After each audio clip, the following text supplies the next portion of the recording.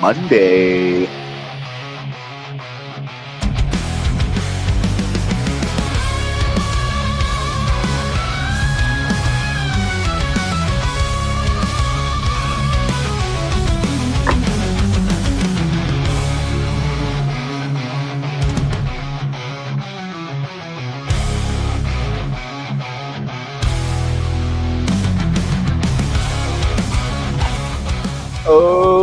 Okay, let's get right into it, Shani. We're back for another edition of Sean and Spin in the Morning, episode 34, I think.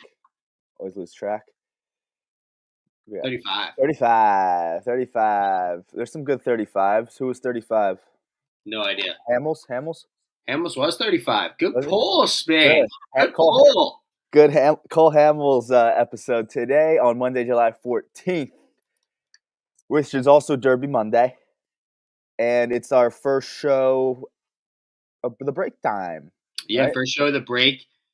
You had a strong first half. Going to have an even better second. Definitely gonna. But we're also going to hit the break hard. We're going to hit the break hard. There's going to be a good amount to talk about. I like what they do with the break. I'm not going to lie. I never honestly put two and two together. But putting the draft on Sunday, that's cool. You know, like let these guys. That's why there was no night game, because there was the draft. We didn't even think about that. Remember that? We were speculating why was there no ESPN game? Yeah, but was there? Or there definitely wasn't. I don't think so. I don't think there was one. Okay. And then Yeah. probably because the draft happened. And Okay. then Monday you have the Derby, and then Tuesday you have the game. So I think it's I like it. I like what the MLB is doing in this aspect. But yes, do we want to get started into our vibe check real quick? Yeah, rip the vibe check. We got a lot of. It's our All-Star special. Yeah, our All-Star special. What happened over the weekend? So we're gonna talk a little bit more in depth. But like we said, they had the draft on Sunday. But some milestones here. Aaron Judge hit his 350th career home run Saturday. Quickest ever to reach that mark, passing Mark McGwire. Judge did it in 1,058 games. What do you got to say about your boy, Spin? He's a big, powerful man. So good for you, Aaron. 350 is a cool milestone. I love it. Good for him. Aaron Judge, like, if he stopped playing right now, baseball just like right now after the season, he'd still be a first ballot Hall of Famer. You think so? I 100% think so. People would agree. I think it's pretty disgusting. And what if the Yanks brought him up earlier in his career? Yeah, so he went to college and he just came up late. Yeah. But that's what I guess it is. He didn't get called up till he was about, like, what, 27, 28? I don't think he was that old, but he was fairly old for a rookie. 24, sorry. Is that what it was, 24? That would have been my guess. Yeah, so I guess he was like a 24-year-old rookie back in 2017. And, yeah, he was like an instant hit. You know, he was good out of the gate. So, yeah, you always wonder if you had those extra few seasons, you know. But who cares? He went to Fresno State, and now he's got 350 career home runs in the show. So good for him. He's unbelievable. Like you working said, on his third MVP. He had like a kind of a James Woods-esque first year in 2016. He only played 27 games. You know what I mean? Like he didn't play a whole lot. But then he comes up to the show, and in his rookie campaign hits 284 with 52 freaking home runs in his first full year. Like this guy he's unbelievable, man. Yeah, that's the year Ohtani stole that MVP from him. Yep. Yeah, 52 bombs and nothing to show for it. Last year, well, he got a Rookie of the Year. I mean, dude, he's incredible. But anyway, we have a hot topic who we've been talking about a lot recently. Byron Buxton hit for the cycle on Saturday. Cool to see. The cycle to me is one of the cooler things to do because it's not that it doesn't happen ever. Like it probably happens like once or twice a year. Yeah, I would say at least once or twice. So it's cool to see, and people are finally like, wow, is this what a healthy Byron Buxton actually looks like? Is this what a healthy season of him put together looks like? And it's too bad the Twins are a shit franchise because, like, it would be cool to see him actually doing well on a good team. But who knows? We might see that in a trade upcoming, Spin. Ooh. I want to see how many – is this the first cycle of the year? I feel like it might or may not be. I think so. I think it is. Buxton Twins. This is the first cycle of 2025, 350th in MLB history. Cool, Byron. Yeah. Oh, it's a cutesy little thing. And I think it's cool. I think it's cool. And yeah, like you said, a healthy Byron Buxton. I guess this is what it looks like, and he very well could be starting the damn game. But the fans wanted to see Javi, so what are you gonna do? Yeah. Yeah, I mean Byron probably they deserve to start it, but like you said, fans wanted to see Javi. People don't really know who Byron Buxton is a whole lot anymore because he's been injured. He was this big superstar phenom when he was young, and now he's a little older, but he's finally getting his graces, so good for him. Terry Francona records his 2000th managerial win on Sunday. 13th manager to do that, joining some elite company. Shout out Tito. So it's pretty. I mean, that is pretty freaking remarkable. The who I want to look up real quick. Who else is in that kind of ballpark? Well, Connie Mack's #1. No one's gonna pass his ass. Is Torrey up there? Maybe Torrey. I don't know where Joe Torre is. Top 5. Bruce Bochy's up there. Dusty Baker's up there. All the freaking good ones. Sparky Anderson. Sparky. Tony La Russa is 2. Oh, that's right. Joe Torre's on there. Bruce Bochy. Dusty Baker. And then that's really it. Like people we would know was Bobby Cox. I didn't know Tony La Russa was 2. That's pretty cool. Yeah, so elite company, and I think all those guys are in the Hall of Fame managers, except for Bochy and Baker, who just haven't got in yet, but they will. Oh yeah, 100%. And Terry Francona, then he actually is ahead of Casey Stengel, and he has been for a while. So that's cool. Yeah, Connie Mack, no one's passing his ass with 3,700. La Russa, too. Good for you. John McGraw, Bobby Cox at 4, a little ahead of Torrey at 5. That's your top 5. Then Bruce Bochy at 6, who will be a Hall of Famer, but he's active. Sparky Anderson, Dusty Baker at 8. He, I guess, will be a Hall of Famer soon. Bucky Harrison, Joe McCarthy rounds out the top 10. And then Francona on the outside looking in. So, yeah, I mean, he could pass Walter. He could pass Leo Durocher, who I actually don't know who the fuck that is. But he's at 2008. And he could pass him. He just needs 9 more to pass him, and then you start to climb the ranks. And I could see Francona getting in the top 10 at a certain point, which would be nutty to see that. I definitely think so. It all depends on how much longer he wants to coach for. But, I mean, he's in a good organization right now. You know, they have a promising future. We talked about how the Reds are a young team. So could stick around for a little bit, get a bunch of more wins, you know. If he gets, he would need like 100 to get to the top 10. What, he would need 135? Doable. It's like 2 seasons. I mean, that's like 2 seasons. Yeah. 2 more. It would be, with the Reds team, it would probably be 2 seasons. Plus this one. Yeah. Plus this one. All right. Well, that's pretty cool. But also, Red Sox, I think, tie for the longest win streak of the year. I think the Cubs also had a 10-game win streak earlier. No, didn't like the Twins have like 11 or some shit? Was it 11? Who the fuck knows? But anyway, this is the All-Star break, dude. We don't know what the fuck's going on. Oh God, it's a long first half. 13 games. So Minnesota had 13 games. So the Red Sox are at 10 now. Pretty remarkable from them, especially because how long have we been talking about how badly they needed that if they wanted to be something this year? Turns out they do. Rafaela, beast, that walk-off was pretty sick the other day. They took to the Tampa Bay Rays, bent them over and spanked them and showed them who Big Brother actually is. So that is kind of nuts because we were high on Tampa Bay. You don't really see them get swept a whole lot, especially because they do the little things right and stuff like that. But Boston's just playing a very good brand of baseball right now. Look at Boston go. And they needed it. And talk about ending the first half on top. And now they have the same amount of wins as the Yankees, still 3 games back from Toronto, where the Yankees are 2 games back. But, Yankees and Red Sox both with 53 wins, and that's largely in part to Boston being 10-0 in their last 10, which is insane. Yankees on a 2-game losing streak entering the break, so fuck them. They're 5-5 in their last 10, and they're so wishy-washy. I mean, listen, Boston's been fairly wishy-washy too. I guess at the end of the their last thing we're doing today is grading everyone's first half, so this will be interesting. Yeah. But Yankees are a little more wishy-washy. I think Boston might be a little more cut and dry, where maybe they'll have a 2-week span where they're really good, then they'll have a 2-week span where they're really bad. But we'll see how this elevates them moving forward, because this is a great way to go in a break. Yep. Yeah, I mean, they needed it so unbelievably badly, because they were teetering that line of, do we just give up on this season, or do we go get it? And now it's plain and simple, they go get it. Yeah, I guess they go get it. They were 2 games under 500, and now they're at 43 and 45.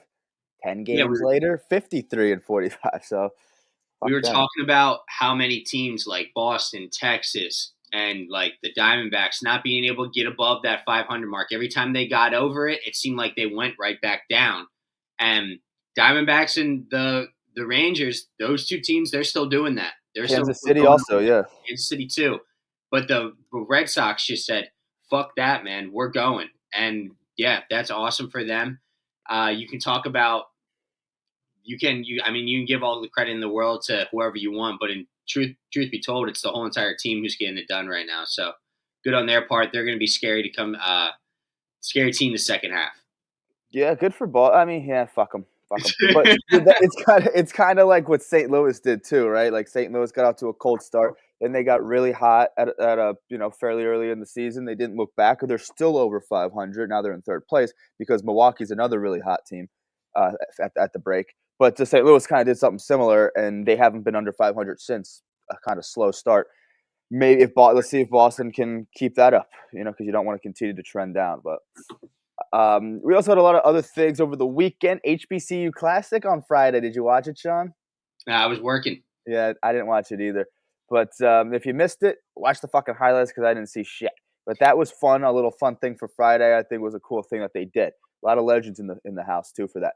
Futures game and celebrity softball game on Saturday. Did you watch that? No. Neither did I. So I think the Futures game is kind of cool. I think I would watch that. But I don't know what are you gonna do. I may have seen bits and pieces of the celebrity game, but whatever. That's just cutesy little stuff. Plus, I think after the home run derby tonight, they'll play reruns of the celebrity softball game if people are into that. But that's just what they do. But I like getting the festivities out a little. Do the HBCU on Friday. Do the Futures game and the celebrity softball game Saturday, and then you talked about this before, the MLB draft on Sunday.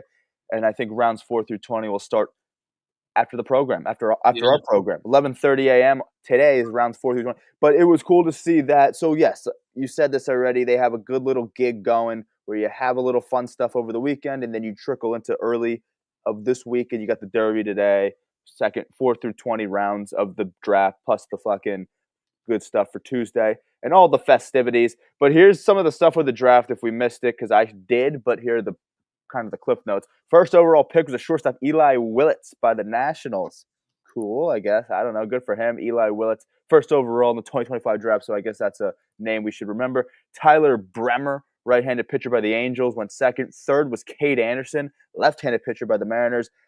I don't know any of these guys, by the way, but I have heard good things of Cade Anderson. People were talking about him like after the draft, and they're like, who let the fucking Mariners get hot? Who let them cook? Like, I don't know if these guys how many of these guys actually pan out, who knows? But he was ranked number 2 by MLB Pipeline, and Mariners got him 3rd overall, so I heard good things about the kid. Cool. Here's the real conversation piece now, is when you get in the 4th overall pick was Ethan Holliday, selected by the Rockies. So that's the second son of Matt Holliday and brother of Jackson.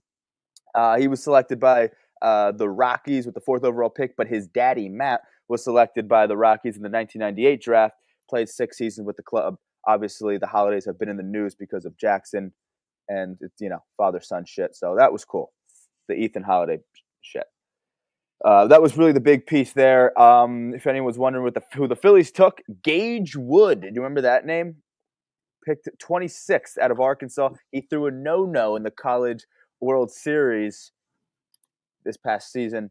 So that's how I remember that name. I think when you were on vacation that one year, that one week, I think I did bring him up in a program. So I don't know anything about these young guys or these prospects, like ever at all. But Gage Wood was a guy, and I think he's a little bit of a psycho, Sean. You're gonna have fun with him in Philly. He is a psychopath. I freaking love him. His interview afterwards, he was like, he just used to throw a no-hitter in the College World Series, and he gives him an interview afterwards, and he talks about, I can't believe I walked that one guy. Yeah, I think he hit him. I think he's like, I shouldn't have hit that guy. This guy's awesome. Yeah. This guy's freaking awesome. This seems like a win now pick. Like, this guy won't be in our farm system for 5 to 6 years. Like, he'll be up, and like probably I could see it. Like, Wheeler said he's got 2 more seasons. Well, once Wheeler goes, I could see this guy getting the call up into our rotation. Like, I feel like this was more. We always go with the guys who are gonna develop. Which, hey, I don't have a problem with that. Actually, you know what? I do have a fucking problem with that because they wait too long to bring these people up. But like, that's a topic for another day. This guy seems like he's going to get brought up pretty quickly. I mean, we've kind of seen that already. Like Skeens, I'm not going to say he's going to be Skeens or anything like that, but Skeens got brought up quick.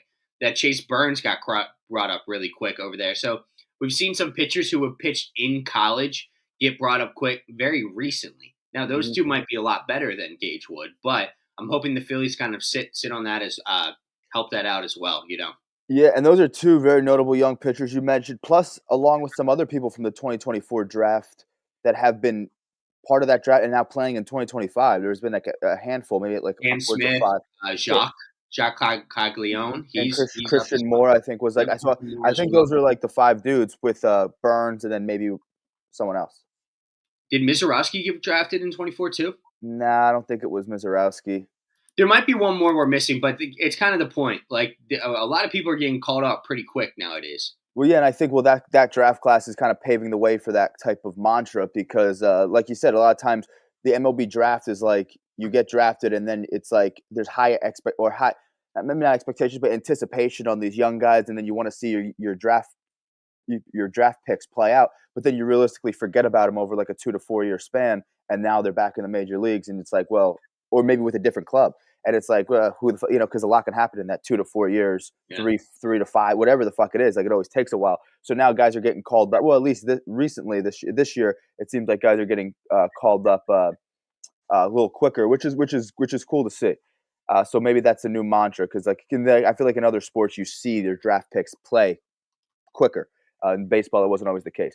Mm-hmm. But that's the cool thing on Gage Wood. We'll see how he continues to trend. But he's a psychopath. He's going to be. I think he has all the makings to be really liked in Philly. So we'll see how he rolls. And then the Yankees, their first round pick, the 39th pick, shortstop Dax Kilby out of high school. So a guy named Dax, that could be a good thing or a bad thing. We'll see. And then they also took infielder Caden Kent. This might have been their 3rd pick. He's the son of Jeff Kent. So that's why that's notable. So Jeff Kent, borderline Hall of Famer and MVP. Yeah. We'll see that. Good. Yeah, so we'll see. A couple of infielders there in the first 2. I don't know who they took second. I didn't follow it too closely, but those are some of kind of nuts because we are getting to like the age now where a lot of these players their sons are starting to like. I know like for the Futures game, like Manny Ramirez's son was playing in it as well and stuff like that. Like where a lot of notable guys that we grew up with now have kids of their own playing. Like Matt Holliday was huge in those Cardinal teams when they were making runs, and the Rockies teams previously. Like he was a beast. Yeah, and now obviously Jackson's here, and Ethan Holliday drafted by his former ball club. That's a cool thing. Nice. Yeah, that was sick. That's pretty cool to see. Too bad they stink. Yeah. So yeah, what are you gonna do? Well, of course they stink. I mean, you can't go that early in a draft and not be a part of a shit organization. But he could be the part of the future and how they turn it around. Because I think the last time the Rockies were good, at least good enough to be like a pennant team, that's what his daddy was a part of. I think he was there in 2007, right? That was the last time they were in the. Yeah, Matt Holliday was on the team. Yeah, he was. So that was the only time they were in the fucking thing. But anyway, the All-Star festivities will continue today. All-Star workout day. I think that starts, I don't know, at like 2 or some shit. Or maybe not. I don't know. You got to figure it out. But I guess that's just batting practice and shit. And guys will be taking the field. Always fun to see all the stars in one place.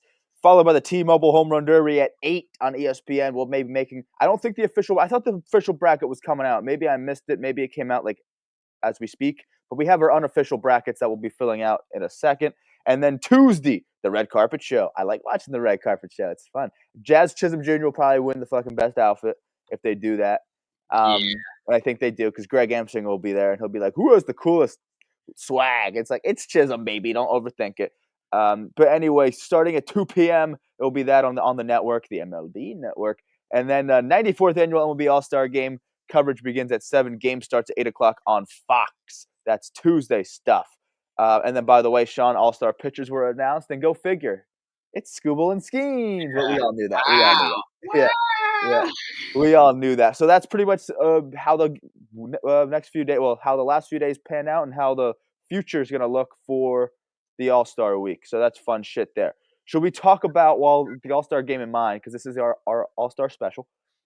Should we talk about a little of the late additions to the All-Star team? Because there has been a little bit more since we talked last, and there's been a little bit of drama around the league. And your buddies in Philly have been very vocal about the Christopher Sanchez snub, which we knew he was a snub, but we just didn't know how bad it was going to get until basically we got off air on Friday. It's not great. It is not great. He did. Do you have the quotes? Do you have the quotes? Yeah, I'm pulling them up right now. Actually, nice. I like these quotes. So I before I even get into the actual quotes themselves, I want to say I'm a huge fan of these quotes. I love that these guys are fighting. It seems like they're actually fighting, which is kind of nuts. You know what I mean? So we get to it's good to see. It's good to see these guys having each other's back, having that sense of brotherhood that, I mean, I've always thought they've had. At some points it doesn't look like it, but they're there to ride for their guys. So that's awesome. All right. So this is the Phillies quotes on Misiorowski being taken over Sanchez and Suarez as well. Nick Castellanos, it's turning into the Savannah Bananas. Trey Turner, that's fucking terrible. It's not the All-Star game in the sense that the best players go there. It's whoever sells the most tickets or has been put on social media the most. JT Realmuto, who doesn't say anything. Like, actually, like Trey and JT, you're never seeing quotes like this, right? Like, ever, almost. And then JT, nothing against the Misiorowski kid, but those two are deserving of being on the team in the first place. And that's the one I want to talk about the most because, well, also, I'll talk about all of them, but like JT saying that, it's true. There's nothing against Misiorowski. This is a cool feat. It's awesome. He only pitched in 5 games and you're an MLB All-Star. But there are so many other people who are deserving of it over you. Like, and now he probably has a little bit of a target on his back. Not saying that's a bad thing because this guy's got stuff. We know he's good. We know he's damn good. But what Trey and JT are saying, it's whoever's going to get you the most clicks. And this Misiorowski's kid going to go in there and he's going to burn it for 103, 102 miles per hour for an inning. And that's what the MLB wants. They love that, right? The power versus power. I'm sure we'll get one of those quotes when he takes the mound. Yep. But also, like, so he pitches 5 games. That's not all. Like, he's been great. He's been nothing short of great. But Sanchez has been doing it since since opening freaking day. Suarez a month after opening day. These guys have been putting together great years so far. And guess what? It's all for nothing. I mean, Sanchez is getting – the Phillies also came out and said they're going to pay Sanchez the bonus anyway, even though he wasn't made an All-Star. But they're still going to pay him it. Good move by the Phillies. Classy move by the Phillies. Suarez was also asked if he wanted to pitch for – apparently. This is all – so, but he said it. He was asked if he wanted to pitch, and he declined himself. So – Suarez would have gotten his flowers a little bit, but he said, no, I don't really give a shit about it. Well, he made it did he make it last year and then he didn't show up to the game? Yeah, I don't think so. I don't think he did. I thought he made it. Maybe Sanchez did last year. I remember that. Maybe he didn't show up. I think it was the other way around. I think Suarez made it, not Sanchez. I know. I think Christopher, I'm positive, was an All-Star. I remember Ranger got off to a super hot start. Okay, so Ranger was an All-Star in 24, but I don't think he showed up to the game. And wasn't. Oh yeah, he was. Yeah, Sanchez was, but I think Sanchez was a replacement last year. Still, but an All-Star nonetheless. And Ranger was, but I thought Ranger, maybe both of them. I thought Ranger just took a vacation or whatever during the All-Star break. He didn't go to the game. He said, "I'll get my All-Star game, but I'm not showing up to the actual physical game." Yeah, I don't think he did. He really doesn't give that much of a. He just doesn't seem like one who cares much. But then Chill also, guy. Hey, he's just a chill guy, you know. yeah, he really just does not care. But then also this Adrian, I don't even know how to say his name. The Padres relief pitcher that got put Oh, Morejon. Morihone, yeah, Forgot he about got him. put in over both of them, which is whatever. That's fine, I guess. But then also you get like Matt Olson was thrown in there as well, over like a Bush, over even Trey Turner, who just seems to be getting thrown under the bus here. And I think Trey Turner's quote had a little bit more anger in there because he also is a snub as well, and Yeah. and keeps getting overlooked and keeps getting overlooked. Yeah. I think you talked about it a little bit when you said when you talk about Mizorowski in particular. I don't know if it necessarily puts a target on his back because it's not like his fault really. Like MLB is jerking off his guys, but I think that plays into the Mizorowski thing even more so. So it's like, what does that do for Mizorowski when you have a lot of people are dumbasses are talking about it as amongst his other people media. Plus you hear these Phillies quotes. Now this is like the thing to talk about. And this is however old Mizorowski is. He's no older than 24, and he's making his first All-Star game. And it's supposed to be a happy thing. He's a young kid. It's a rookie. He's experiencing pretty much everything at the major league level for the first time. Now at the All-Star game, and he's experiencing all these things for the first time. It's you work your dick off to just get called up to the majors. The next thing on your baseball bucket list is like make an All-Star team. It's all happening at once for this kid, and it should be happy and should be exciting. And the narrative shouldn't be, well, what the fuck? Like, that shouldn't be the narrative, but it is. So what does that do for Mizorowski in particular? It's like, I don't think he's like joyous and ecstatic to be on the team. Like he should be, and he's pitched very well. There's nothing against Mizorowski. Everyone has the same thoughts on this, but it's like maybe he does, maybe he's very excited about it, but at the same time, in the back of his mind, he has to hear what's going on. He has to hear the noise. He definitely sees the quotes from his peers in Philly talking about this, and it's like what the fuck? So I think for Mizorowski in particular, that's weird. I don't want to ever hear anyone talk about how Sanchez pitched on Sunday, so he won't be available for the game. That's all the more reason in my mind to let him be on the team. Give him his flowers, and then say he can't pitch. So then replace him with somebody.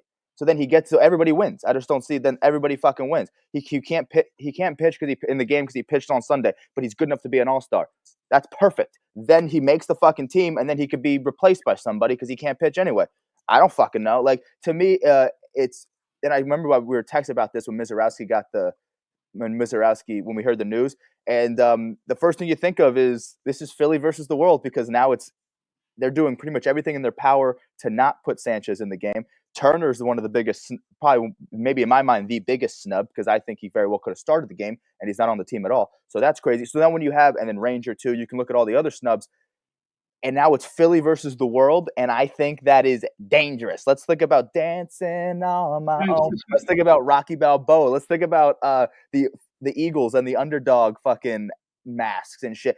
This is what Philly lives for. Don't let them be the underdog. Don't let them be counted out. Don't let it be Philly versus the world because guess what? That might be when they're at their best. So this could be really good for Philly. By the way, this is my last part of this tangent, my / rant. I'm gonna fucking post something on TikTok because I have a really good rant here, and it starts off by saying like this: I'm gonna tell everybody that MLB hates Brewers fans. I'm not saying this. MLB is saying this. I'm not. I don't hate Brewers. MLB think Brewers fans are pieces of shit. They do. I'm not saying this because what they're doing is they're saying, "How can we sell tickets?" Right? Like you said. I think that was someone's quote. Was that Turner's quote or? It was kind of Turner and also Castellanos. Like Castellanos kind of compared it to Savannah Bananas, and then Turner had brought up it's just who's going to get the most clicks on TikTok. These guys. So with that in mind, right? How can you do that, or it's a day for the fans. So yeah. MLB is basically taking advantage, not taking advantage, but maybe more so taking for granted the Philly fans, and they're saying, okay, well, we don't have to do anything to make sure that we have Philly fans backing. Because they'll ride with us no matter what. Philly fans are the greatest, if not one of the greatest. I think they're the greatest, but definitely one of the greatest sports top 3 at least. I have them at 1. Sports fan bases or baseball in particular fan bases, in the sport. they'll always ride with us. We don't, we don't have to throw their guys in the All-Star break. When in doubt, we'll put the other fan bases, the shitty ones like Milwaukee. I'm not saying this. MLB is saying this. We'll put the shitty ones like Milwaukee. MLB words, not mine. We'll put them in because we need that. We need their backing. We need their help. We need their ratings. We know that Philly fans will always ride for us. They'll always back us. They'll always be great fans. You know who's not? Milwaukee. I'm not saying this. This is what MLB is saying by doing the things that they do, or else they would give some guys in Philly their flowers. But what are you going to do? I think they're inadvertently talking about how shitty Milwaukee fans are, and they're at the same time taking Philly fans for granted. And by the way, if it was a day for the fans and you want to be, it's all for the fans and for the clicks and for this and that, then why would you not want the best sports fans to have their guys in? I don't know. Like our pitching staff deserved it.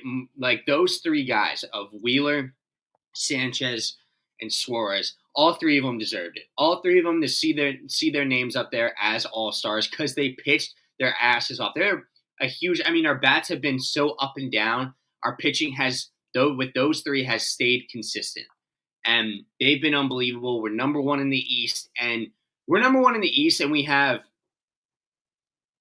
one guy representing us. No. It's only one? No, it's not. It's Schwarber, it's Wheeler. Or two. Is that it? That's it. We have two guys representing us. Oh my gosh, that's it, huh? Yeah, so the Brewers have three. The Brewers do because Miguel and Mizorowski came in as replacements, and then Peralta was there. Yeah, the Brewers have three. They're not. I mean, but even also, who just got? We were talking about also Matt Olson being a replacement too. Yeah, well, he was a reserve. I think he's been a reserve. I think he was always on the reserve thing. No, I think he replaced somebody. Well, when we did our draft, he was always on the reserve thing. You're right. Yeah. You're right. So he made it out the rip. Yep. Well, not out the rip, but through the second round, after the second round of voting, which is crazy. Yeah, and then you have the first place Cubs and the RBI leader or the RBI tied leader. When I looked at it last, Suzuki not in it. It's pretty nuts. Normally, MLB does a very good job of making sure everybody gets their flowers. This year, they really, really, really dropped the ball. I think a lot of it is they want to get people to talk about it. They want to get people like us to play into their hand and talk about the sport. The MLB is trying to really own the month of July, which I don't hate, but I don't know why you have to do crazy things to get people to talk about it. Don't do it at the expense of the players. Yeah, don't do it at the expense of the players. Because you're right, they do a really good job making sure, because there's a lot of replacements and, especially with pitchers. So that's why the Sanchez thing is crazy to me. That's why it's the biggest talk of the town in terms of snubs. Plus when Mizorowski and Adrian Morejon, whatever, those guys get in. And even Peterson over Senga, I thought was crazy. But when some of these guys start to come out and those are the pitchers that are making it instead of, they're almost doing everything to make sure Philly doesn't. I don't know. And they must have been preying on Luzardo's downfall, because they're like, God forbid this guy keeps it up. Then we got to have more Phillies in. So, I mean, Philly versus the world right now. And that's a good thing for them. But it sucks that they can't get their flowers either way. What are you but I saw here you wrote down Carlos Rodon. Hey now.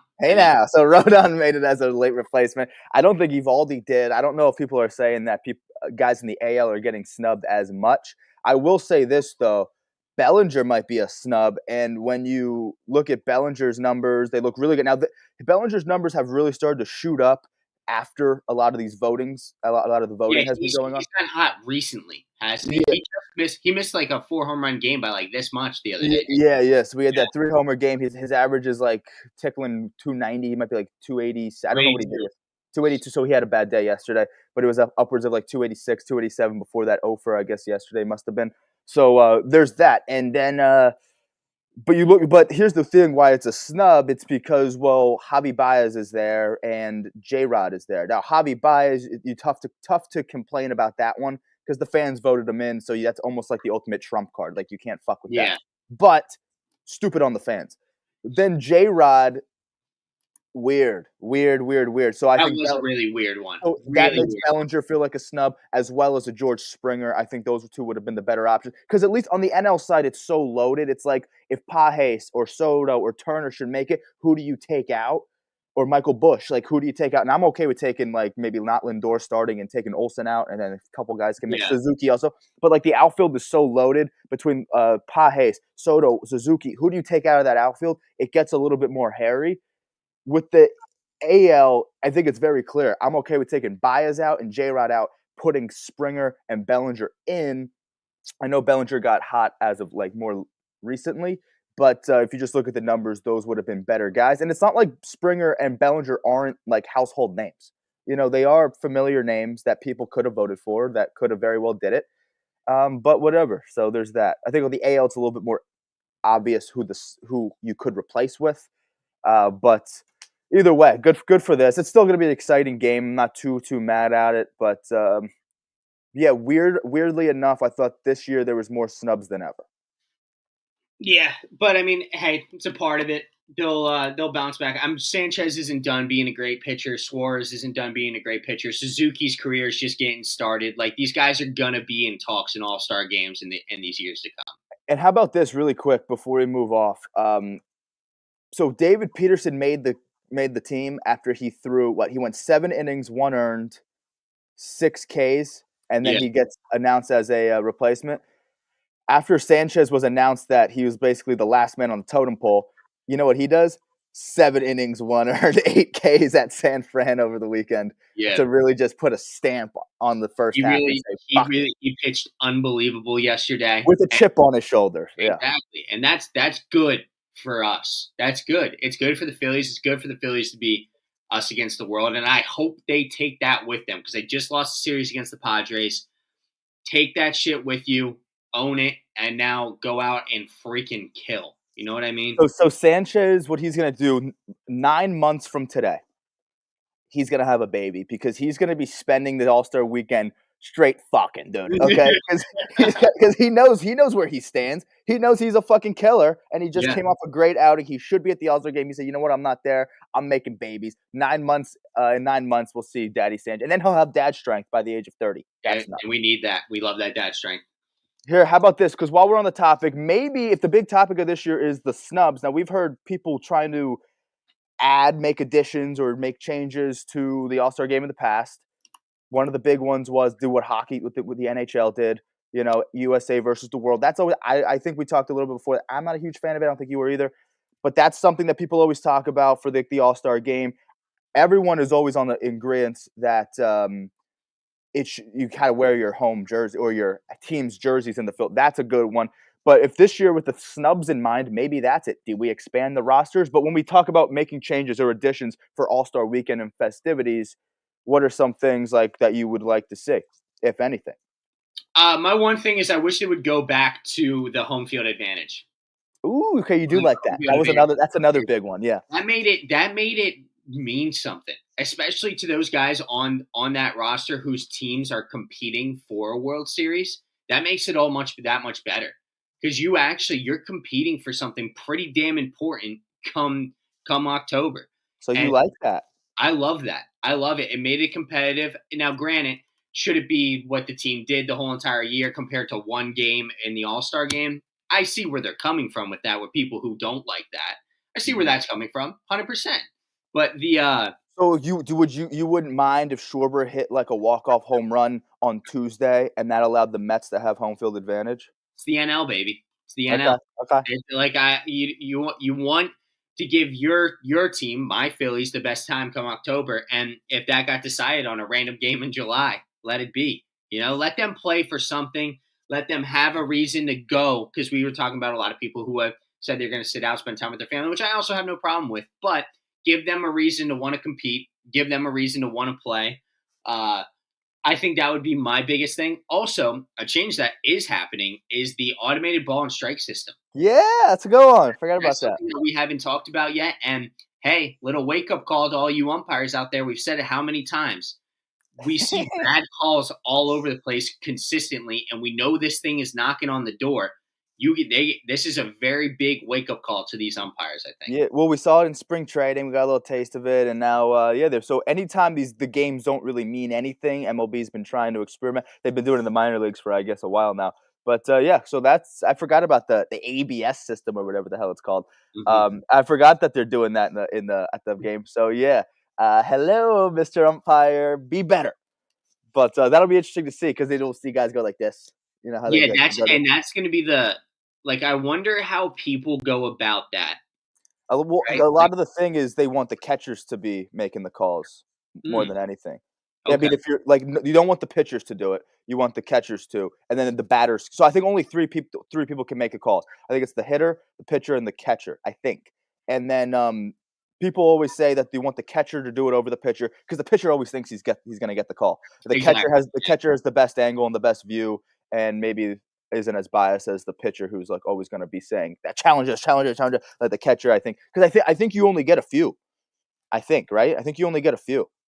Isn't that the rule? I thought in spring training you got like two, and if you fucked up the first one, then you only get one more, and if you fuck that up, you're done. But if you keep getting them right, they stay. I don't know. Yeah, I think you have to get it right for you to keep it, kind of thing. But like what I was saying is, I wonder how it's going to work. Like if somebody gets it right and they get it wrong, is that umpire going to be a dick and take that to heart the rest of the game? See, yeah, I don't think you can. I don't think you can because I don't know. I feel you like don't want it the other way around. You don't want it the other way around. true. I don't know. I don't know. But back to the actual game. Is there anything you would change about it?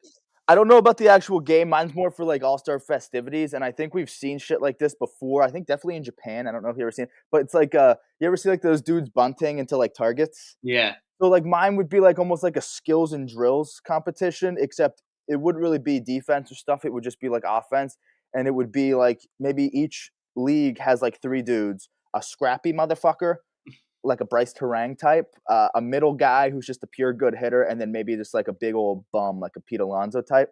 And each league has like their three. It sends like three guys. The first guy's a scrappy dude. He goes out and he's like bunting in the targets to try to get points. The second dude is realistically just racking up points by like splitting gaps, like left field, right. Like you got to split the gaps, like left field, left field, right. Hmm. Like so it's basically just like batting practice, except like target practice, batting practice and then but like call it like skills challenge, and then you get points by doing that, and then the third guy is basically just like shooting the ball all over the yard. So like those maybe like a target on like third base, second base, first base. Maybe there's targets in the outfield, or maybe that's there's always targets in the outfield. I don't know how the targets are gonna work, but basically you're just hitting into like you're hitting shit, lining up Precision hitting. precision hitting. It's Yeah. precision hitting competition. Yep, that's what I want to do. So it's like a skills and drills. It's basically an addition to the All Star festivities. That'd be cool. That would be cool to see added. Throw it right These before guys can do that too. That's how good they are. Like if you give them batting practice, they'll put the ball wherever the fuck they want. exactly, and that would be a cool thing to see. I mean, these guys are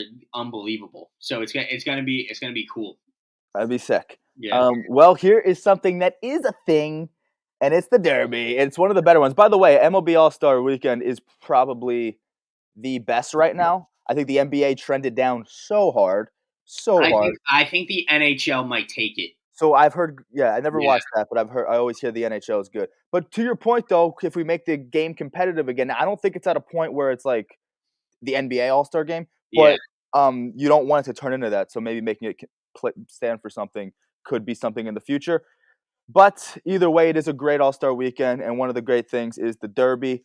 Acuna is being replaced by your buddy Matt Olson, who is deserving of an All Star spot, of course. No, I'm just kidding. But he's being replaced by Olson because of lower back tightness. But Acuna will start the game on Tuesday. Here is our unofficial brackets, okay, for the Derby. So I think how they do it is the one plays the 8, the 2 plays Yeah. the 7, and it's based on how many home runs you have currently. Now, I think Jazz Chisholm and someone else, maybe Olson and Chisholm both have the same amount. So I gave Chisholm the 6 seed and Olson the 7 seed. Late But entry. so, yeah, late entry, you get the fucking you go there. Plus, you're a big guy and you have the same amount of homers as Chisholm. Fuck you, Matt. Okay, I'm giving the upper edge to my buddy Jazz. Anyway, that means I just put them together by this. It's a makeshift bracket. It's an unofficial bracket. I guess the real one could come out at a certain point. But here we go. Let's do yours first. 1 seed Cal Riley versus 8 seed O'Neal Cruz. See, I love O'Neal Cruz in this thing. I think he's going to freaking rip the baseball, rip the cover off. But he's going against the home run guy right now, and Cal Riley. So I'm gonna take Cal. Sadly, Okay. So 2 seed Wood or 7 seed Matt Olson. James Wood. I like that too. I'm kind of with you so far. Okay, 3 seed Caminero, 6 seed Jazz. See, this is what sucks. Like both of us thought, like this actually might be the most exciting one. Like Jazz is going to put on a show always, but Caminero is a beast, and he's a powerful young guy. So give me Caminero. Okay, Junior. Then we got 4 seed Buxton, 5 seed Rooker. And then give me for he's a jolly good Rooker. Give me Rook. I think he's going to be shocking. He's going to put on a freaking clinic, dude. I could see that. Okay, so that means it's Cal and Caminero trying to get to the chip. Give me. See, I don't know if Cal's going to get too cutesy with it and start hitting from both sides. Ooh, you know what I mean? That's always the thing with the switch hitter, right? I don't know if he's going to get too cute with it and start like switching from sides. So give me Junior. Oh, let's go. Give me Junior. And then we got Wood and Rooker. And give me for he's a jolly good Rooker. For he's a jolly good Rooker. And then who do you have winning it? And give me Caminero to win it. Give me Junior to win it. Whoa. Fucking highlight this, John. How do you highlight this shit? I'll highlight your pick. I got it. Give me it. Give me one sec. You got it? Yeah. I do think so. For me, I always look at who, because stamina is a big thing here. It's not just who is like the better, has the most better power numbers or whatever. Like, so stamina is gonna matter. So a lot of times stamina has to be like plays into who the big guys are, like who could just go up there and effortlessly. Like that's why I think Pete Alonso was so good. He's so big and strong and such a meathead. He could just stand up there like he's Bam Bam with the club, you know, and then just effortlessly hit home runs. So that's where it's going to be. Like sometimes the littler guys are going to have to put more effort in their swing, and then that's a lot more fatigue. But let's see here. I'm going to agree with pretty much a lot that you said. With my logic, I'm going to take the same thing. I think Cal is such a big motherfucker. Actually, you know what? You said Cal. Yeah. Should I be different? I'll just be different. Let's go with your buddy O'Neal. Let's say O'Neal goes nuts, but I don't think he goes far. I also think Caminero over Jazz. Sorry. Actually, no. You know what? I'm also taking Jazz. I'm just going to take the opposites. Because I got to go for my buddy Jazz, okay? I got to have Jazz go for. But I would agree with you here. I think James Wood is such a big, strong guy, effortlessly can do it. And I think for he's a jolly good Rooker also is going to do it. I'm going to say Jazz goes sneaky far here. And I think Rooker does too. And I think Rooker is just the more effortlessly kind of dude. So I think people are sleeping on Rooker. Yeah, I think he's a sneaky, big, strong motherfucker, and I think he can. I mean, he's a 40-homer dude and shit like that. So, I think he's a big, strong guy. So, give me Rooker to win it. But we both have Rooker going all the to the final, so that's sick. I love that. So we got Rooker and Caminero for both of ours right now. I think Rooker's going to put on a freaking show, man. He's going to put on a show. I wouldn't be shocked if Wood, Olsen. I mean, there's some big guys that I think James Wood could do it. He could do it. He's young. He's got stamina. It's going to come down to who gets fatigued, who can have the stamina to do it. I think Rooker is that guy, though. Jazz might start to get tired, but he's from the Bahamas. He might be able to kill it, though. Do you want to move on to the next, the big boy? Yeah. Grading every team's first half. All right, so we are going to basically put together a list of everybody who we think how they did this year. And we're going up until basically yesterday. So yesterday was the last game of what we're calling the first half, because it is the first half. It's the All-Star break now. We're moving into the second half. And I guess we will get started with the AL East. We'll just go. Okay. We'll just basically go in order of the standings right now. So we'll start off with the Toronto Blue Jays.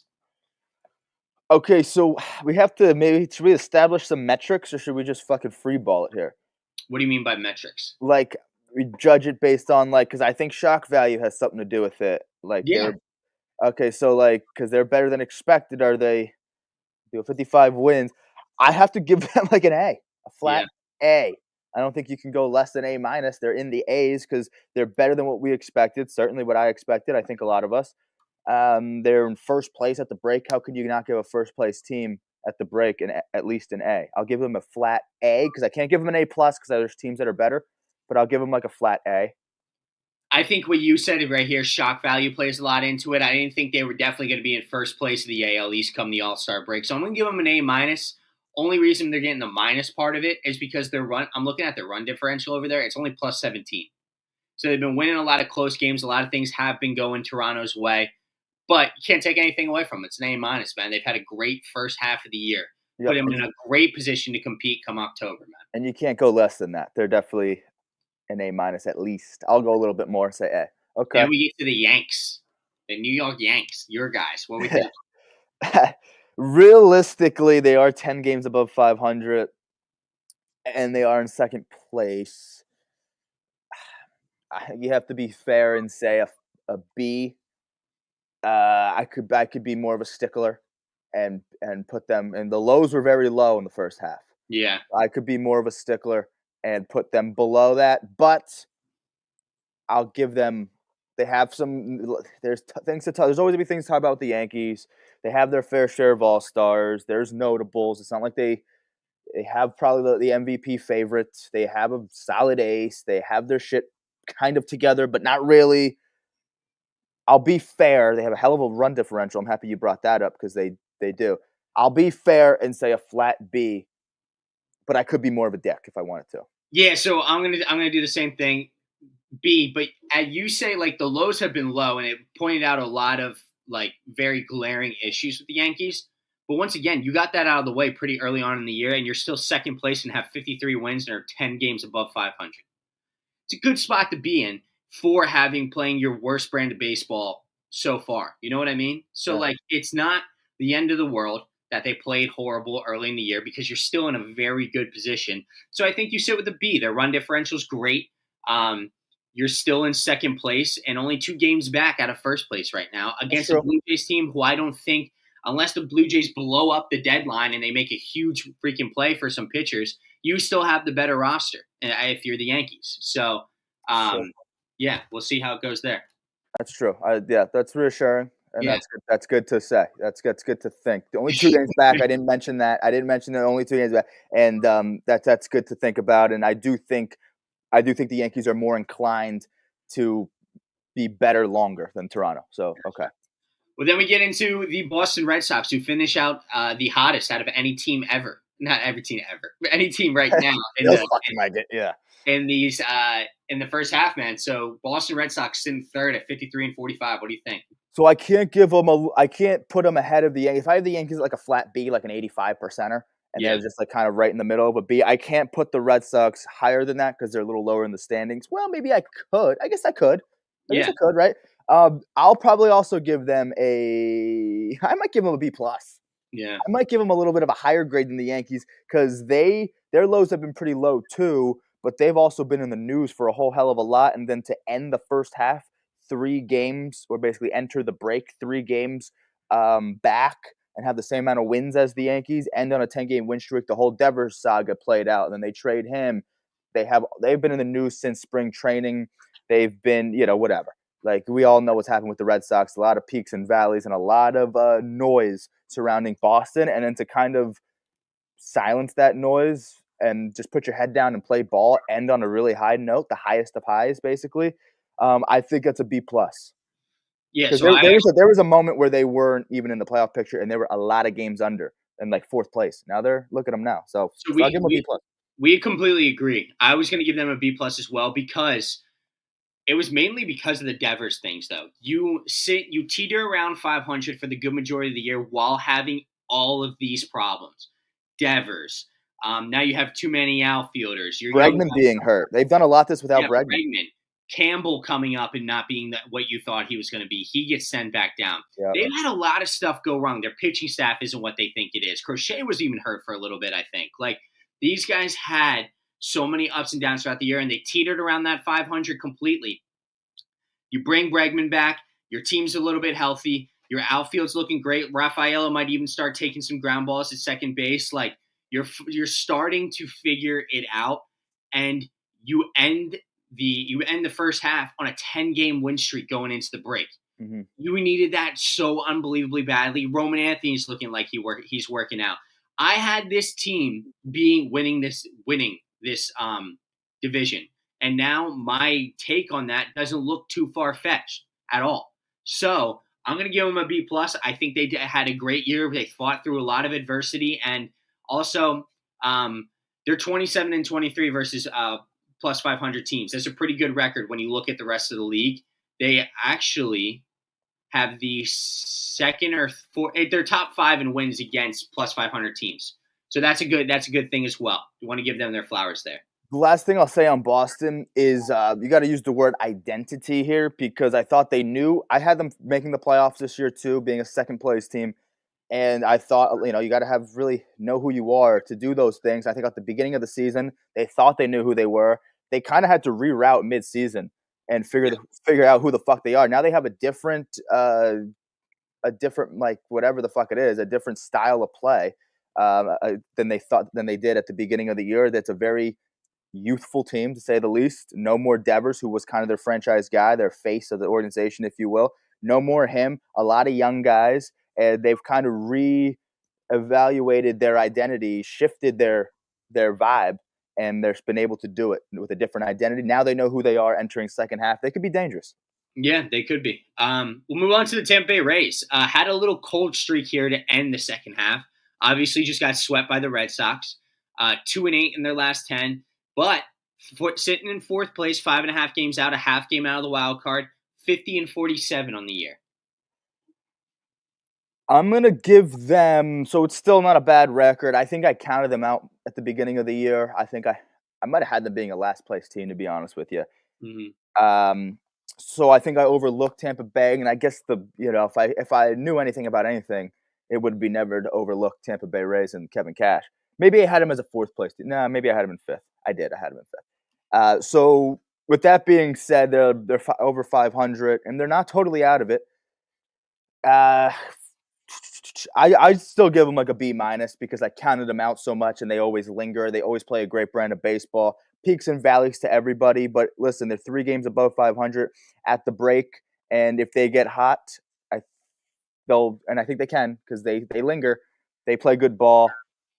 They'll figure it the fuck out, and they'll make a push. They'll be in the conversation late. I still believe that. That's what they've shown, and you can't judge them on the full season. You can only judge them on the first half. But that's what they've shown in the first half. I think they can do that for the second half. They're still over 500. I give them a B minus. Yeah, if you asked me this 2 weeks ago on the actual halfway point, I think it was. If you asked me this 2 weeks ago, I'm probably putting them in the A category, right? Mm-hmm. But they're going to get docked a little bit more because they had such a cold streak to end the second half, and that's not what you want to do. And that's surprising for a team like a Kevin Cash team like that. You know what I mean? He knows probably how important it is for this team to go into the break hot. They didn't. They went on a 4-game losing streak and were 2-8 in their last 10, which I talked about.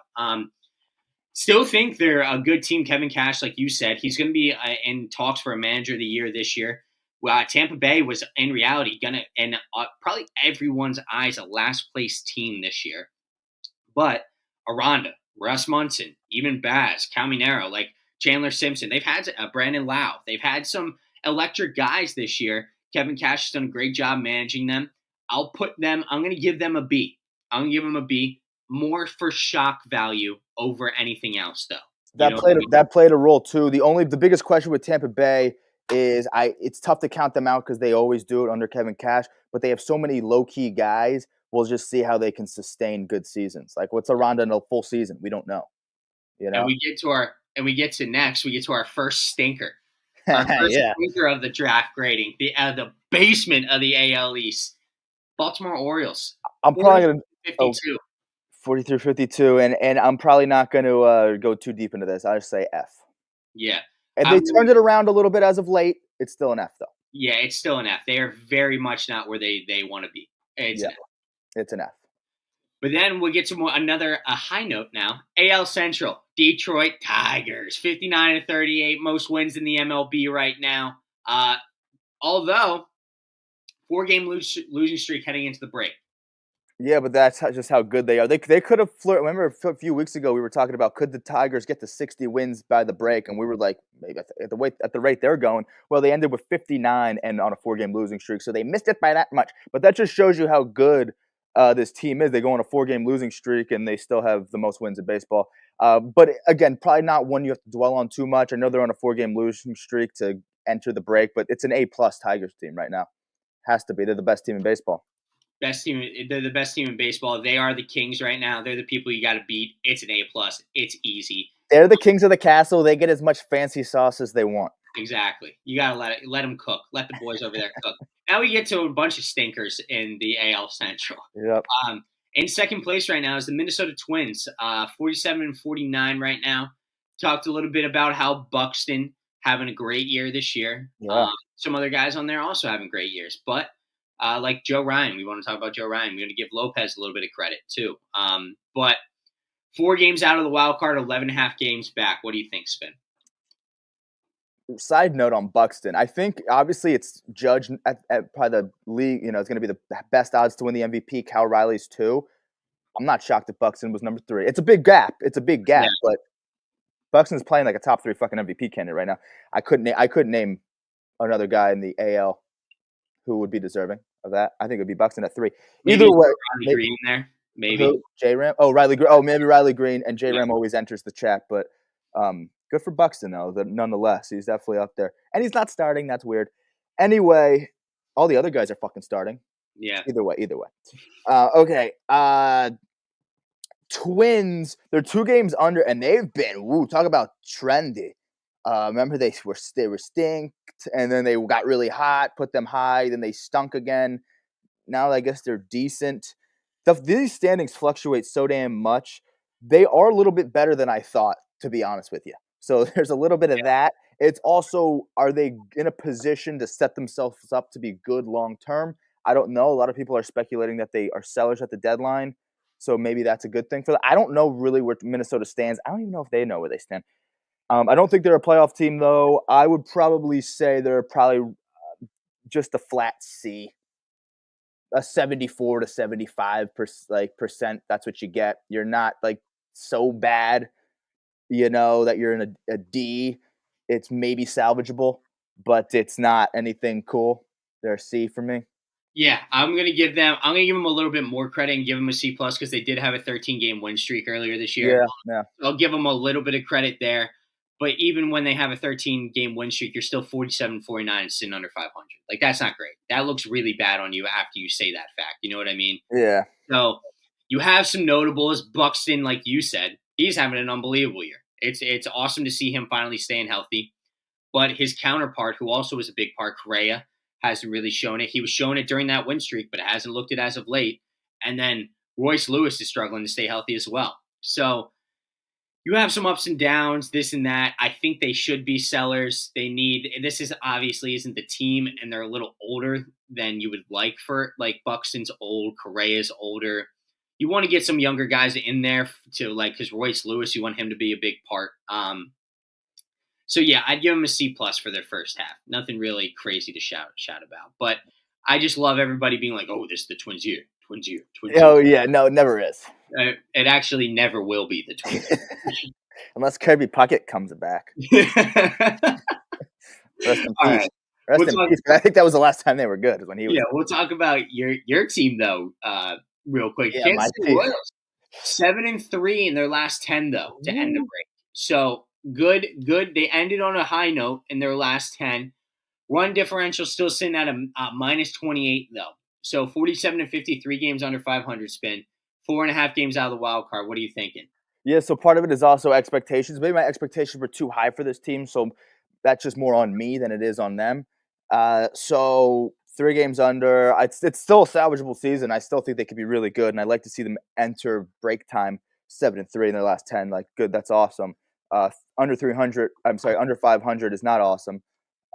So I would probably have to put them maybe at a C minus, just because the real reason I have them a little bit lower than Minnesota, even though their records are similar, is just because of my expectations. Again, it's tough to dock the team because I thought they'd be better. But again, I think we all thought Bobby Witt would be better. Not that he's bad; he's an all-star, but they don't have a huge power source, so their big power source has to be like a 30 homer Bobby Witt guy. Because other than that, I don't know who hits 30 home runs on this team. So if he's not doing it, then that's a lot of whatever. Salvy's older. I still think on paper this is a good team. I still think they could salvage it and even make a playoff push. I still am a believer. Their pitching has been fantastic, so you have to show them love there. But maybe because of I thought this was a first-place team and they're a little under 500, I had high expectations for this team, and they never really took that next leap in the first half. So I have to probably give them a little bit of a C minus, but they can do it. They're a funner C minus than a Minnesota as a C. Yeah. I like them. I like Kansas City as a C minus team more than I like Minnesota as a C team because they're fun and scrappy and more well put together. I'm in on that. I would honestly, if I even talked about it, I would just repeat legitimately everything you just said with the Royals. They thought they were going to be better than they are. They aren't. C minus. Bobby Witt hasn't been that MVP MVP caliber player this year. Great. He's still been unbelievably good. But so I put them at a C minus. Next on the list, Cleveland Guardians, 46-49, 4.5 games out of the wild card race. What are you thinking here, Spin? So yeah, they're fourth place and 3 games under, but I mean, like all the other teams are like 2 and 3 games under also. So it's not like the craziest thing, but it's still bad nonetheless. I thought this was. I did have Cleveland missing the playoffs this year. I didn't think they were that good. They won the division last year. I didn't think they were going to make the playoffs at all this year. But I still had them as a second place team and winning about upwards of 88 games. I thought they'd be in the hunt late, but just fall short. And they've been underachievers. I didn't think they were going to be as good. They lost the whole right side of their infield, so I had them regressing. I didn't think they were going to be under 500 at the break, though. So for that reason, I probably give them – they're flirting with a D. I'd probably give them a C minus, though, because I think for losing the right side of your infield and being definitely worse on paper, in my opinion, and to still – for this division, you're somewhat competitive. But again, you're only 3 games under. Could you salvage it? Maybe. And I like Stephen Vogt. I don't think they do.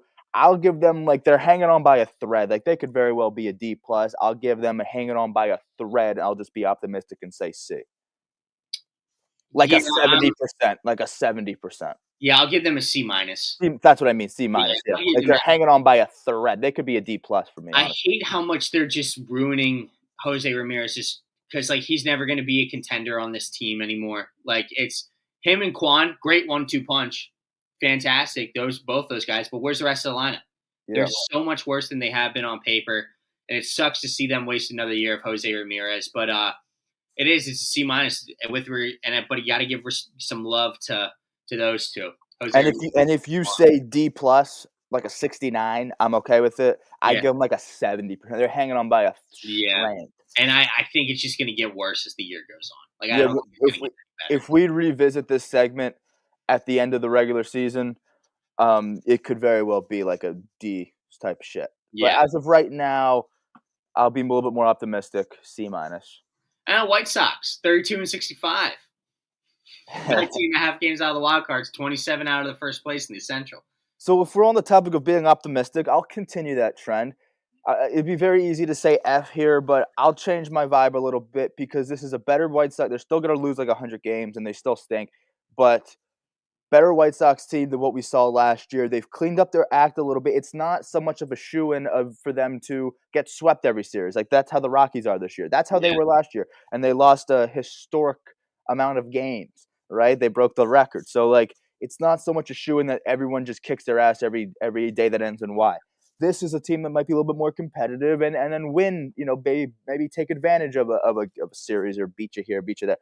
Still not good. They're going to lose 100 games, but not as bad. They cleaned up their act. Will Venable's done a good job. For that reason, instead of an F, I'll give them a D minus. I'm on the D minus train too. Because they still stink. You have to be real. They still stink. They still suck, but you got prospects now. Yeah. You have some people who have come up and have been promising for you. And, like we said with almost like the Nationals, that's good for these young guys to get. You never want to go back to this. You feel this right now. You're like a laughing stock. You don't want to be that laughing stock. And I don't know if the White Sox will ever be good because the organization itself just isn't great. But, hopefully Shane Smith, Sean Burke, 2 lights at the end of the tunnel maybe. Yeah. Side note, I just remembered this. I actually did 30 clubs in 30 days before the season started. I did like blogs about it. Yeah. And I did I gave every team a grade at the beginning of the year. I'd have to go back and see how things have changed. Yeah. I wonder where I gave the White Sox, because they still are like a D minus. But like you said, light at the end of the tunnel. And you know what? They set the bar so low for themselves last year that anything is going to be better than last year. Exactly. So D minus is actually pretty good for them. Yeah. So then we get to it shows signs of climbing. The AL West, man. The Houston Astros, 56-40, 5 games up in the division right now. What are you thinking? I'd give them an A+ also. I think it's only fair that the 2 best teams in the American League should probably share A+. They're the only 2 A+ I think we'll give on the American League side. Houston does get that 56-40. They just show no signs of stopping. I had them as a playoff team. I thought maybe some people counted them out a little too much this year. I didn't have them winning the division though. I was higher on Texas, and guess what? There's a different team in Texas it's never shows signs of stopping. Well-oiled Houston machine. Good for them. A+ per usual. They're just like they're kind of like the bad boys that get good grades, That's Houston. A+ as usual. They're not the goody two-shoes that's going to be like, hey, you forgot to give us homework. They're not them. They're bad boys, but they always get good grades. Yeah, so good these for you, assholes Houston. Down in Houston are doing it without the two. Like, if you said, oh, they're going to be good this year, Altuve and Yordan Alvarez would both have to have MVP campaigns. And guess what? Neither of them are. Or at least be all-stars, and neither of them are. Right? And they're still getting it done. This damn team just constantly does it. Framber Valdez and Hunter Brown at the top of your rotation, killing it with the anchors of Brian Abreu and Josh Hader. My God. And then you have Jeremy Pena, who probably could have been starting at shortstop for the All-Star team. You have Paredes, who finally found his bat. Oh, and guess what? Your big acquisition of Christian Walker, he's not even getting it done with no problem. We got a guy named Cam Smith and Jake Myers out in the outfield who can get it done otherwise. Yep. I mean, it's just unfreaking believable what this team can do and constantly produce. And the 1-2 punch of Framber and Hunter Brown is a scary combo, man. Scary combo. A+. And whatever production they get for the back end of the back end of the rotation, because they have some sneaky motherfuckers there. Yeah. But how about they'll make moves at the deadline and they'll address whatever they need. If they need a left-handed bat, if they need a fucking DH, if they need whatever they need, I don't even know what they need. But whatever they do, they'll touch up on shit. They don't need anything extravagant, but they'll plug some holes. They'll make sure they know how to win. They'll make sure they're good for the play. So yeah, A+ Houston. They're fucking bad boys that always they're bad boys that win. They're the villains that you fucking hate to root for, And then we'll go to second place Mariners, 51-45, 5 games back in the wild card race right now, though. Yeah, I'm not going to lie, a little shock value here. And I will give them a little bit. They're 6 games above 500, and they did it without the pitching staff that we thought they were going to have. So good for you. I still don't love them. Yeah. And, if it wasn't for Cal, are they over 500? Maybe, but probably not. J-Rod, I don't know how the fuck he's an all-star. Good player, but don't know how he's an all-star. This is tough. I'll probably give them shock value would suggest a little higher. I had them as a third place team and kind of being more so closer to 500 than not. But I had them actually very on par with Cleveland, no more than 88 wins. But they're proving to be different than that, and they're doing without the pitching. Where they're good, they're great. They just don't have a whole lot of it. I probably give them I don't even know, a B, flat B, because I can't think. I'm gonna give them a B+, maybe even teetering an A-, mainly for shock value. I didn't think they were gonna be that good. I thought they were gonna have great pitching. I didn't think Cal Riley was gonna do this. Yeah. You know what I mean? I didn't think Brian Wu was gonna be a stud. Like I love Wu. Brian Wu's freaking awesome. He's a stud. But yeah, you're 6 games over 500. You're in the playoffs right now. Yeah, You can't set it up? You can't really tee it up any better for this team than they have been. maybe I'm being harsh. You're getting, yeah, you're I, getting, for a team would the season would end today. They finished the first entering the All-Star break as a team that would be in a playoff contention. Maybe it should be at least a B plus. So yeah. I'll I think agree. I'm gonna give them the A minus. They're sitting at a 90 right now, a 90. They're okay.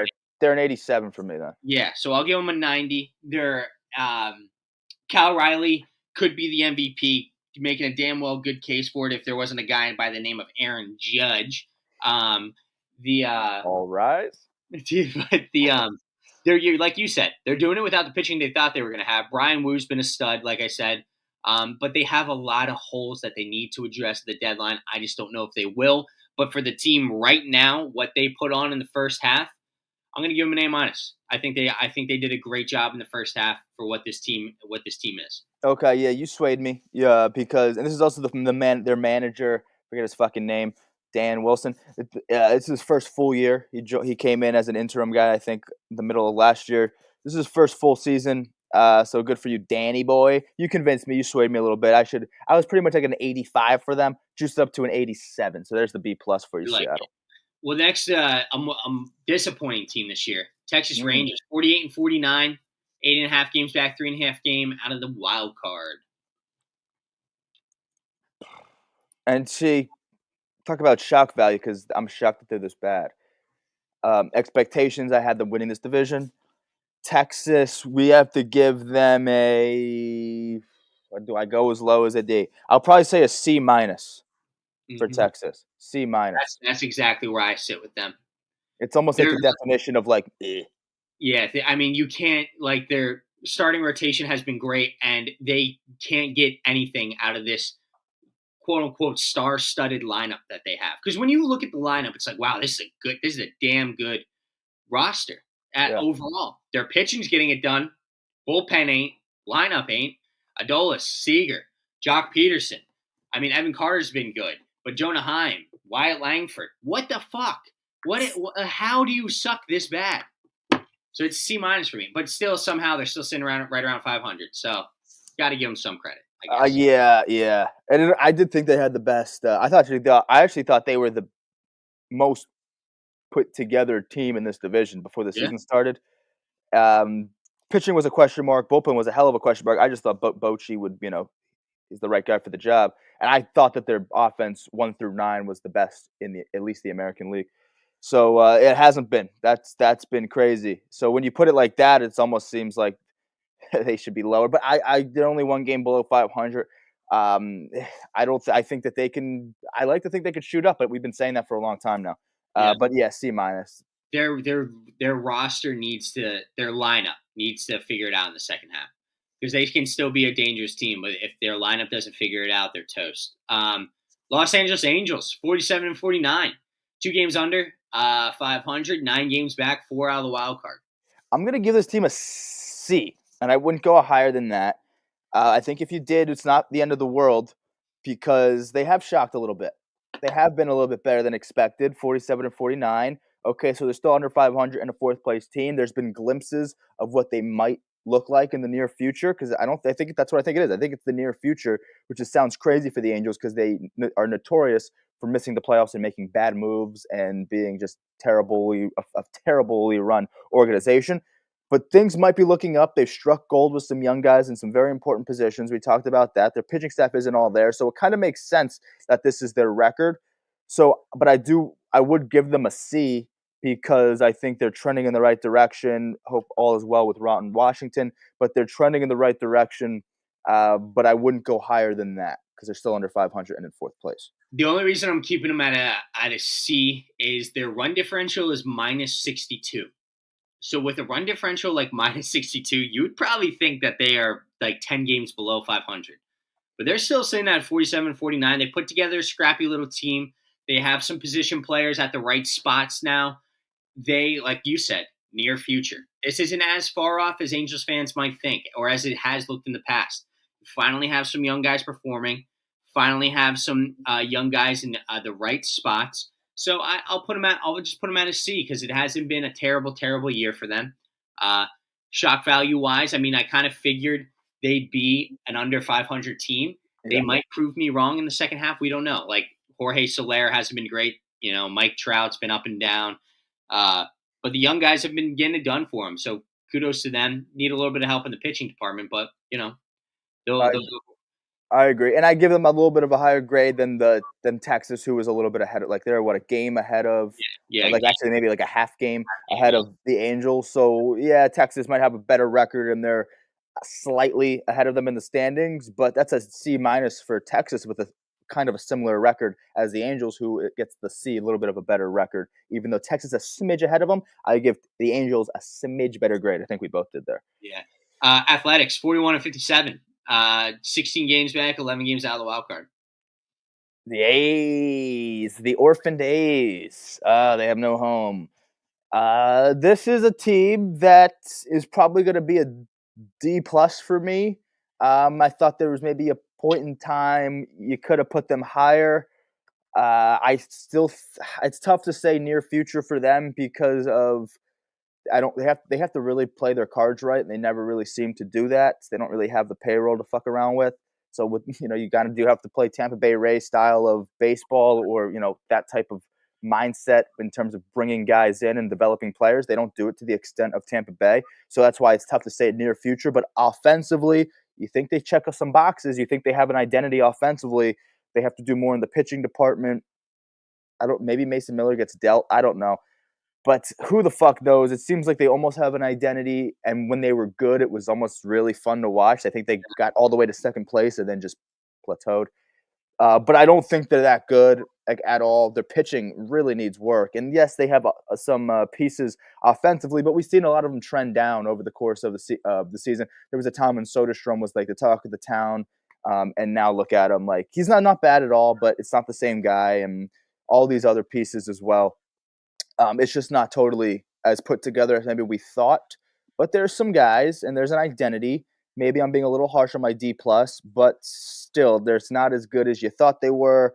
They're pretty much still a bad team, and it's just such a tough team to predict for the future because unless they play their cards right, which they never really seem to do, I don't know what they're going to be able to do. They just really need to luck out on so many young pieces and a lot of different positions, and it's a tough ask. Yeah. I'm not going to go any lower than D+ only because Wilson, Kurtz, and the Milkman and Lawrence Butler. That's a and Rooker. Yeah, and Rooker. Yeah, well, I was just going to talk about the young guys, like the three of them.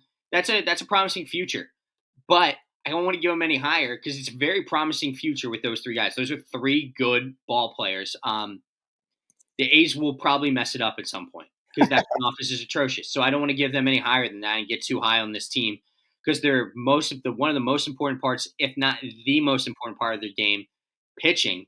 They suck at. They're horrible at. Mason Miller has also looked that good either. Maybe he, like you said, gets dealt and they get some pieces in return. Who knows? I don't know. The A's were intriguing to me because, like you said, they got hot earlier in the year. Nick the Milkman Kurtz, the Lancaster Milkman, if we're being whatever. But he looks like he's going to be a good ball player. Jacob Wilson's probably going to win Rookie of the Year, All-Star starter. Lawrence Butler hasn't been getting a whole lot of love too, but he's got some good numbers this year too. So there's some positives. Not as many positives as if you're the Angels, like if you're talking about the Angels. But the A's have a little bit more positives than the like someone as like the White Sox. You know what I mean? They're kind of yeah. I would compare the A's, like the A's are even doing better than like the Nationals, but they're very much like the Nationals, I would say. Yeah. I think the Nationals might be more. If the A's and the Nationals have the same amount of young guys, just in terms of quantity, I think the Nationals have more in. Like they have the young ace. You know what I mean? Yeah, and they also have more in their front office has done it before. Yeah, that's true. They've done it before. That's true. The A's haven't done it since Billy Beane was there. Yeah, and even still. I don't know how William Beane. I'm not a big fan of Moneyball personally. Well, it's not like I don't hate it. It just doesn't work. It has not yet to proven to work. No, it doesn't work. Until someone wins a World Series doing it. Yeah, it hasn't worked. So there's the A's. You got to play your cards right, and then to talk about the pitching because you said it's the most important thing, and I'd have to agree. Like even when you are going to play your cards right, you you do go out and bring in pitching in the offseason, but Luis Severino is the biggest contract that they've ever gave out, is Luis Severino. And look at his numbers this year. They've been dog shit. So they've asking him to be an ace. He's not that. And they put a lot of money. They don't usually go out and spend money. And now, when the minute that they do to bring in good pitching, which is the right mindset to have, spend money on pitching. Even Jeffrey Springs, but Luis Severino was the big one. You bring him out, and he's not pitching. So you got to play your cards right, fucking A's. But they didn't. They tried to. That didn't work. You got to make strides in the right direction and spend a little cashish. But sheesh, you know. That's the AL. That does it for the AL. Now we'll move on to the NL. We'll start in the East again. Go to the same way East, Central, West. Start with the Phils. Is that the first place Phils you're talking about? First place Phils. 55-41, half game up on the Mets. We talk a lot about them. What do you think? I'm going to give the Phils it's tough to not give a first place team an A. So I'll give them an A- at least, because they are a first place team. We've seen the peaks and valleys. Hasn't been perfect and hasn't been pretty for the Phils, but they've managed to be a first place team. They have 3 pitchers that damn well could be all-stars. Only one of them is. We talked about that, but that's really good staff nonetheless. I'd be optimistic on the other guys too. No, I don't know when Nola comes back, and I still think Luzardo has a lot to offer. So there's still really good stuff there. Plus the young dudes like the Abels of the world. I guess I would assume he gets called up at a certain point again. And then you look at the offense, and it's like, Stott, underperforming. It's like that outfield still needs work, but Casty is like going to very quietly put together a fine season. Alec Baum very quietly puts together a fine season. Harper's got to wake the fuck up. That's no secret. Turner could have been an all-star. That's a crappy snub. But they don't slug for huge numbers. They don't run the bases, I don't think, that well. I don't think they're the greatest defensive team. There's things that they have to clean up, and maybe with 1 or 2 deadline acquisitions that aren't on the pitching side, that doesn't include bullpen pieces, because that's another thing, is bullpen. But if they can make 1 or 2 deadline acquisitions, not including bullpen, I'm not saying they have to be like these huge splashes, but a guy who can run the bases and be good defensively and maybe be a fine little bat that is anything, I guess, is better than a Rojas or Marsh. So anything that's better than that, or a new face, or a new vibe, or a guy who could run the bases and play good D, that can be a better bat than Rojas, because that's what he can do. Or honestly, fuck Rob Thompson. Why don't you use Rojas for his strengths? If Rojas' big thing was defense replacement and pinch runner, maybe you get the best out of him, but whatever. That's a different conversation. It's still an A- because they're a first place team and they're the best team in a pretty good division. Yeah. I think it could be a better division, but the Mets are going to be on your ass, and you end the first half ahead of the Mets. So good for you. I'm giving the Phillies a B+, and I'm going to be a little bit harder on them than you are. You touched on a lot of good topics. Turner, great year. Bohm, sneaky good year, even though he started slow. Cassie's going to have good numbers, but Cassie is also like top 5 in runners left on the base and scoring position in the entire league. So he misses a lot of opportunities there. But still, once again, he's gonna hit. I think he's hitting like 270 right now, probably as top 10 in doubles and stuff like that. He doesn't have the power that he used to, but he's going to show you glimpses. Defensively, we're terrible in some positions. Trey, while he's great at the plate, isn't that great defensively. But, you take the good with the bad. Bohm's had a pretty good defensive year. Cassie outright's not the best. But, then you have, Stott, Rojas, JT behind the plate, all good defensively. Bohm's had a good defensive year. Harper needs to wake up. Hopefully he uses this break to finally heal properly. I mean, he just needs to this offense goes when Bryce Harper goes. I want to give so much credit to Wheeler, Sanchez, and Suarez in that starting rotation, because they've kept us in it this year. Our bullpen is so freaking bad. It's terrible. There's no looking at it any other way. They're just bad. And that's what scares me a whole lot about this going into the second half. They need to go get somebody. You let Estevez, you let Hoffman walk. You let everybody walk. The 2 good guys, and guess what? They're probably both top 5 in saves this year. So yeah, they are, aren't they? And then Alvarado, done. He's gone. It doesn't even matter that he comes back in August, because guess what? He can't pitch in the playoffs. So it's It's tough right now. It's a very much an uphill battle. Neither of us brought up Schwarber, but I do want to talk about Schwarber. He's having a great year. Got to give him credit to where credit's due. He's having a great year this year as well. But yeah, a lot of guys coming up on contracts finishing, and it's not looking great in all honesty. But still a first place team, still a first place in the NL East. Somehow, some way, they find ways to win. It's just scary because I want to see them put it all together, and they haven't yet. So yeah, I think the fact that they're a first place team without really Harper doing anything is good for them. But yeah, like I said, it's also Philly versus the world because the MLB does not want Philly to have all stars. nah. You know, they really don't. So it's Philly versus the world, and that's kind of when they're at their best, just as a city. And also, I just plain and simple, I wanted to give a first place team at least an A. But also, the Mets have the same record, so I don't want to give. That's why I gave them an A minus. So then I don't have to give the Mets not the same record, the same amount of wins. So the 55 win Phillies, I had to give them an A minus. So that way I can give the 55 win Mets not an A. Yeah, so the Mets, we'll talk about them now. I'm going to have to give them the same grade. I'm going to have to give them the B+. Because the rosters, like if the Phillies are at like an 89.4, like they almost got the 89.5 to round up to an A minus, the Mets will be at like an 87. So still a B+, but 2% lower. Only because like Juan Soto, to no shocker, started to hit like Juan Soto. Lindor, still a damn good shortstop and a good captain. Pete. Those three could be a greatest trio, but they have a lot of stinkers around there, and like Vientos has been great this year. They sent their catcher Alvarez down. Nimmo's looked good this year, so that's something you wanna talk about a little bit.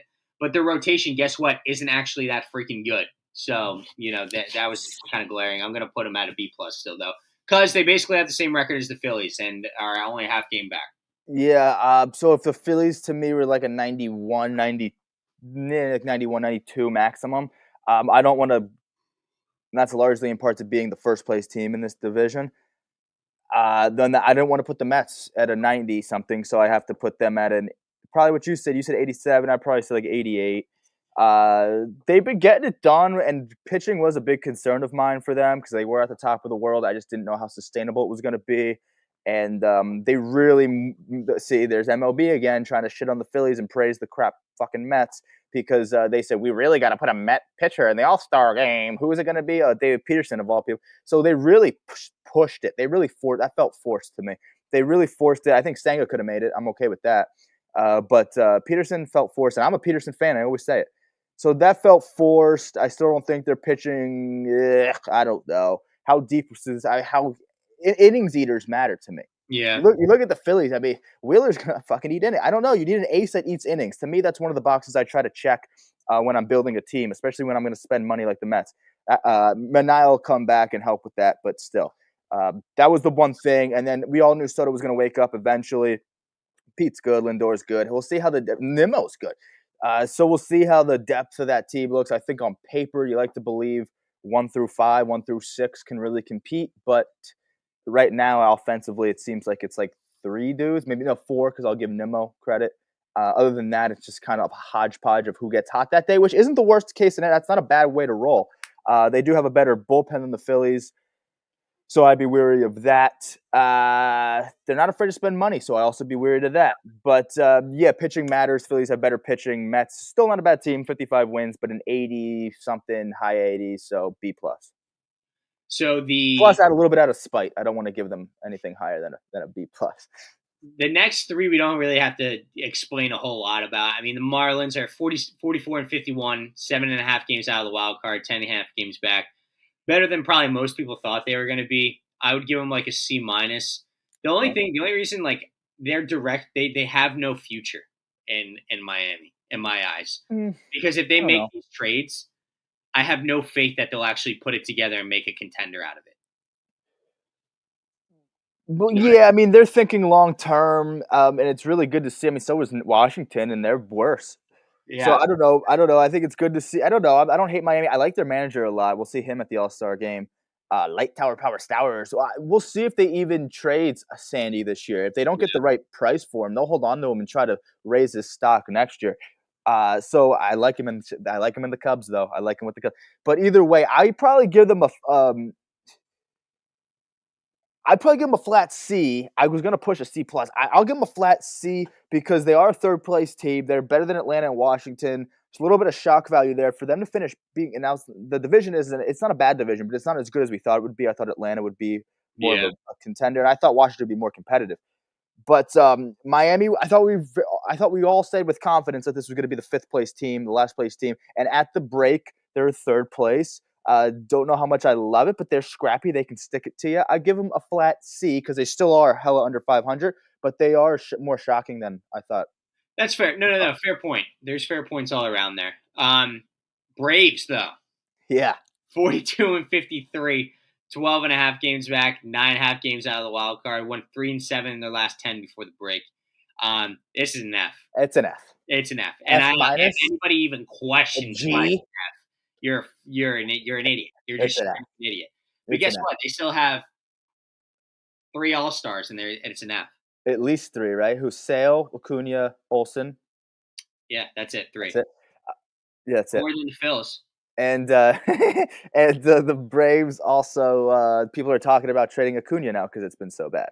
Yeah, so. And they won't do that. But probably not. But who knows? I don't know. But it's an F. Simple, plain simple. And then you get to the Nationals, 38-58, 17 games back, 14 games out of the wild card, 2-8 to end the second half. I almost want to say F again, but maybe I'll be a little nicer. Give them like a D minus. Yeah, it's like a 60 overall.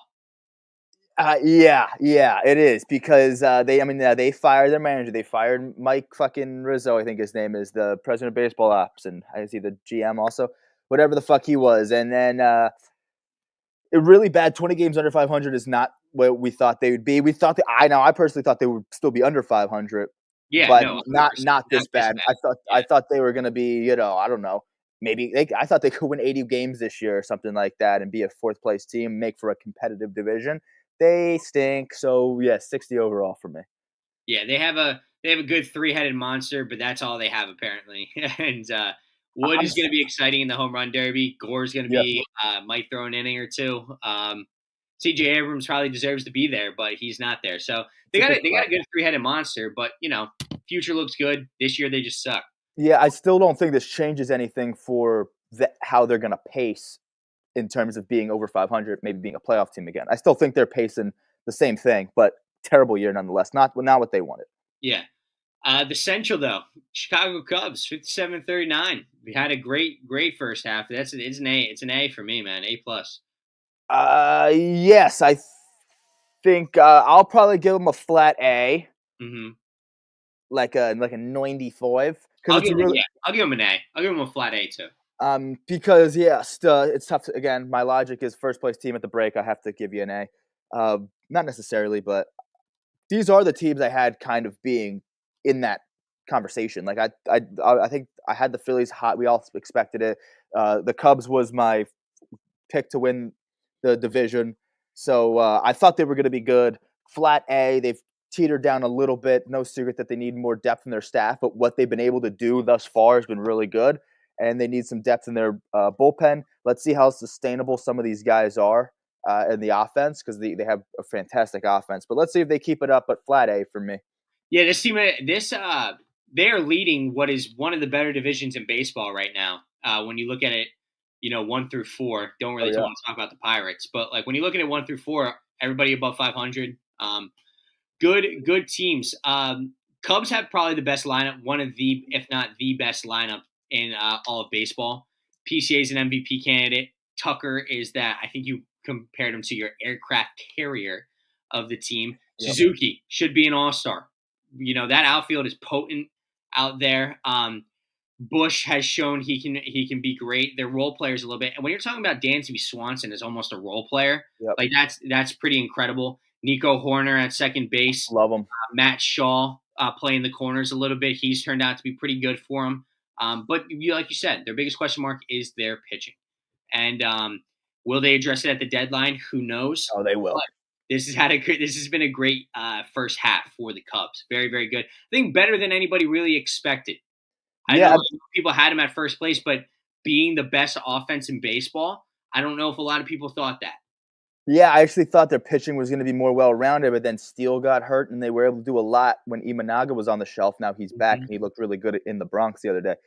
But yeah, I thought that was going to be a solid 1-2, and then you go from there. But how about Matthew Boyd? He's an all-star. So like Yeah. no one really. So even still with kind of a weird staff, they still have a guy from that staff on the all-star team where they have the same amount of all-stars in their pitching staff as the Phillies. I don't want to bring that up. Got to give your credit to where credit's due. You know Yeah. what I mean? They've looked great. The second place team, though, the Brewers, 56-40. Wow. One game back. So we were asking earlier. We said if the Cubs lose the series if they lost the series when they were in the Bronx, they didn't. They won the series. I'm pretty sure, right? They won the series. Yep. Won the series in the Bronx. And the Brewers swept, which I think did I have them sweeping? No. Did they? Oh, they. Oh no. You did have them sweeping. Yeah, and they did sweep. And they did sweep. Oh, I had them sweeping too. Yeah, I didn't mark it. Oh shit, that changes everything. I wonder what else I fucked up. No, I think that was the one. Yeah, because they're on a 7-game win streak right now. Yeah. 2 in their last 10. Brewers are looking damn good. 56-40, man. This was a team in the beginning of the year who was doing that teetering around the 500, and now look at them. Now look at them. Game's over. What are you thinking, Spin? I know where I hold these guys. I'm kind of curious to where you do. I have them. I mean, they have a better record than the Phillies, and I gave the Phillies an A-, so I have to give them an A- too. Yeah. A little bit ahead of the Phillies, and a lot of it is a little bit of shock value. I had them as a second place team, missing the playoffs though. I say this all the time. I always count them out. I never liked them. I still don't. But really good stuff. They're the hottest team of this division over the last 10, 7-game win streak, obviously. Every team. This is a good division. But I thought this had the makings of a pretty good division, especially with the Cubs being in first, Milwaukee being in second. Didn't think St. Louis was going to be this good. I didn't think Milwaukee was going to be this good, and look at them.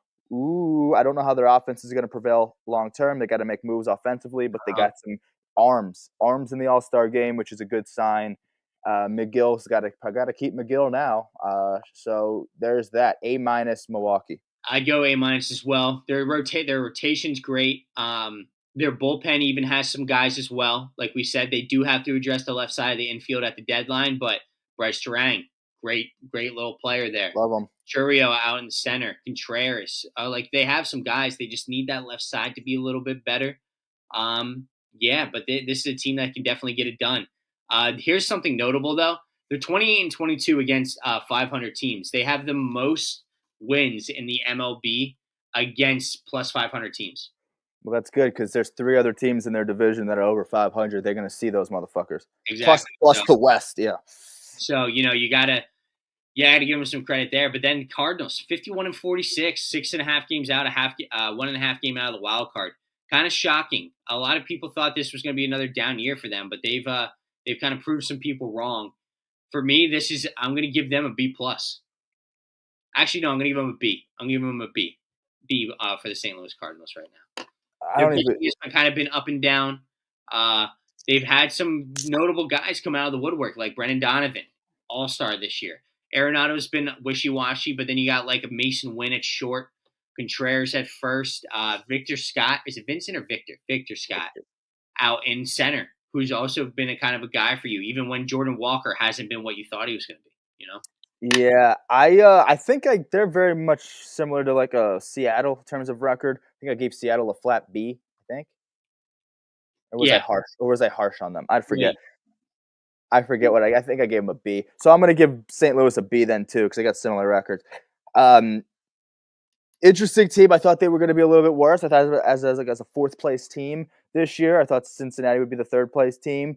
But it's not that far off. It's still similar. But St. Louis to be over 500 at the break, good for them.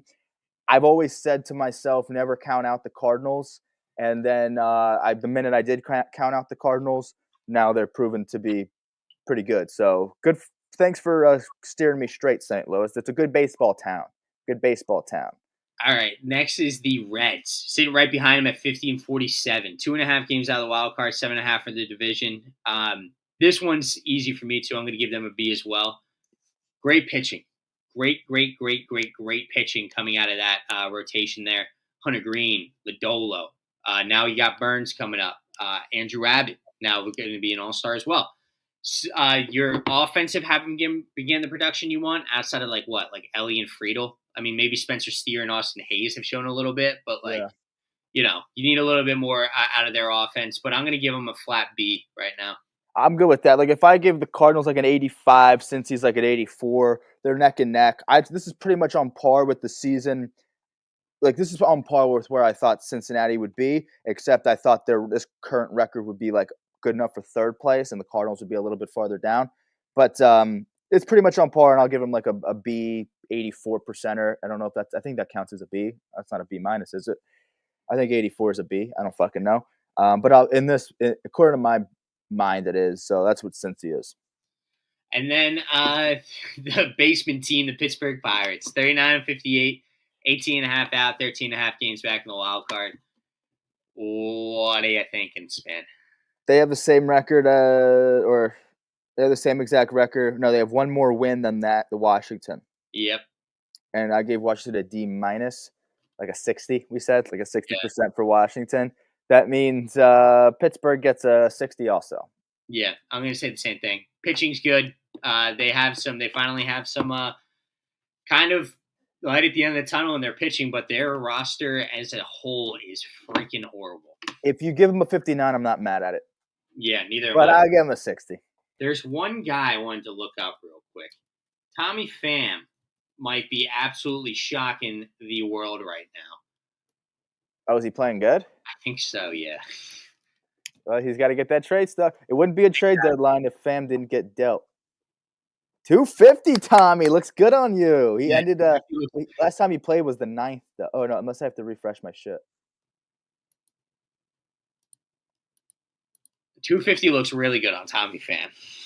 Is that what it still is? I just refreshed my shit. I don't know. I didn't have some of the more recent stuff. He had 3 hits on that day, though. So yeah. Okay, Tommy. He's raising his trade stock. That's what he does. He'll be wearing a different uniform by the end of the year. It wouldn't be an MLB season if Tommy Pham wasn't wearing a different uniform than when he started with. 250. He had a homer yesterday to cap his first half, or by the break. June and July, this guy was a beast. He's hitting 389 in his last 7, by the way. So with 2 homers. That's 7 for 18 with 2 home runs. Tom. He goes by Tommy. That's crazy. Wow, I wonder where he goes. Maybe the Phils are interested. God, no. Please. Maybe the Mets. The Mets might be. But anyway, we'll move on to the West, an interesting division. Started the Dodgers, 58 and 39. Got to give them an A, I think.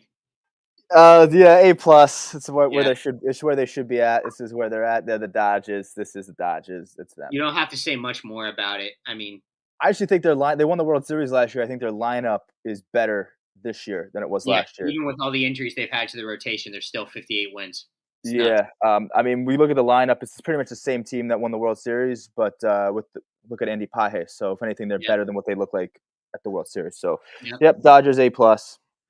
Then to the Padres, 52 and 44, 5.5 out. Right now in the wild card. Yeah, fuck the Padres. I think I had them as a third place team and missing the playoffs this year. I like my Snakes, but they're killing me. San Diego, though, you never want to bet on San Diego. Never bet on San Diego. I'm not shocked if they falter. But in terms of first half stuff, you probably have to give them a B+. You'd probably do. Be fair. I mean, 86, 87, that type of shit. I don't think they're perfect. I don't think it's pretty. Similar to the Phillies. It's not perfect. It's not pretty, but they're a good team. And you look at their record, that speaks for itself.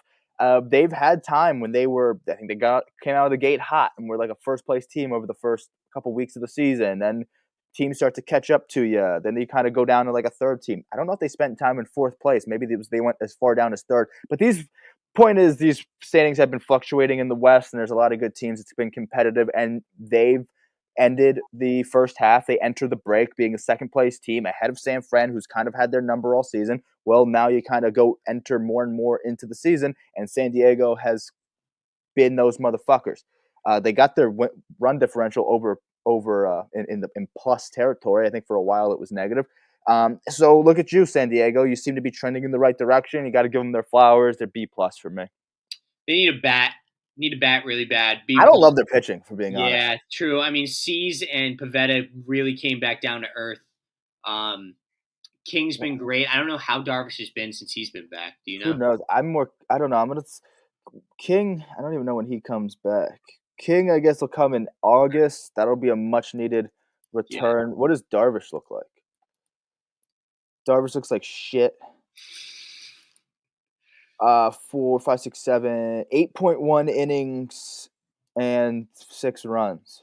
Okay, so not great. But I mean, like so they need a lot, but you still got to give them a B plus. They're 8 games above 500 in second place in the West. Here's something that really is glaring, though. They're 18-31 against plus 500 teams.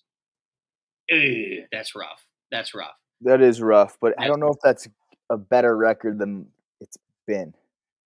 Because I feel like they're trending better. Yeah, I mean, Jackson Merrill's great. Manny Machado, Tatis, that three-headed monster is going to be their role players just need to really, like Arias. You need Bogarts to have his days. You need Gavin Sheets to be good. Who won on Friday? Did the Phillies win Friday? No, they lost the series to the Padres. That's what I thought. Okay, that's what I had here. Yeah. I thought maybe the Phillies got it done. But, okay, yeah, because they won yesterday. They lost the first 2. So that's a good start for San Diego. Yeah, it is. Against a decent team.